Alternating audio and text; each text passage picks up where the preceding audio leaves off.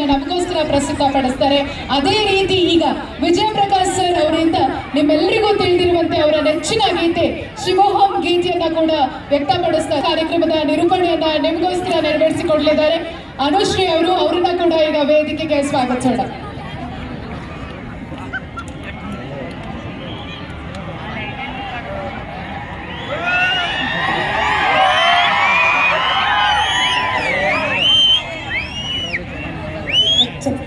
ನಮಸ್ಕಾರ ಮಂಗಳಗೌಡ. ಪುನೀತ ಕನ್ನಡಿಗರ ಹೇಗಿದ್ದೀರಾ? ಎಲ್ಲರೂ ಆರಾಮ? ಏನ್ರಿ ಜನ ಸಾಗರ.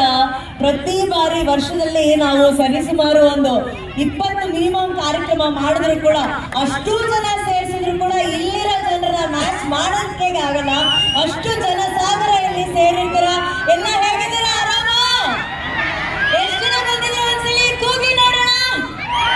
ಎಷ್ಟು ಜನ ಬಂದಿದ್ರು? ಕೈ ಎತ್ತಿ, ಬಲಗೈ ಎತ್ತಿ, ಈಗ ಎಡಗೈ ಎತ್ತಿ, ಕೈ ಜೋಡಿಸಿ, ಹಂಗೆ ಹಂಗೆ ಚಪ್ಪಾಳೆ ಕೇಳಿಸ್ತಾ ಇರ್ಬೇಕು. ಈ ಕ್ಷೇತ್ರಕ್ಕೆ, ಈ ಪುಣ್ಯ ಭೂಮಿಗೆ ನಿಜವಾಗ್ಲೂ ಬರೋದು ನಾವೆಲ್ಲರೂ ಪಡ್ಕೊಂಡಿರುವಂತಹ ಭಾಗ್ಯ. ಯಾಕಂದ್ರೆ ಅಪ್ಪ ಅವರ ಒಂದು ಪೂಜ್ಯರ 40ನೇ ಗುರುವಂದನಾ ಕಾರ್ಯಕ್ರಮ ನಡೀತಾ ಇದೆ. ಎಷ್ಟು ಜನಕ್ಕೆ ಈ ಅವಕಾಶ ಸಿಗುತ್ತೆ?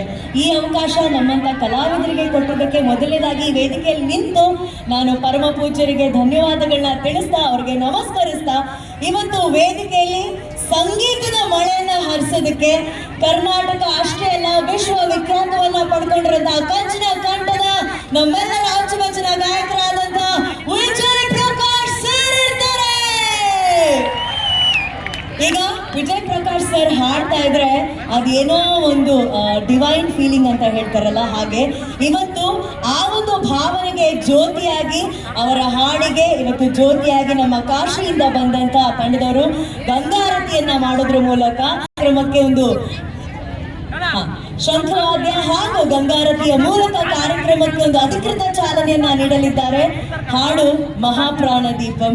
ಇಲ್ಲಿ ಈ ಒಂದು ದೀಪದ ಪ್ರಾಣ ಹಾಗೆ ಪೂಜ್ಯರ ಒಂದು ಆಶೀರ್ವಾದ ಇಲ್ಲಿ ನೆಲೆಸಿ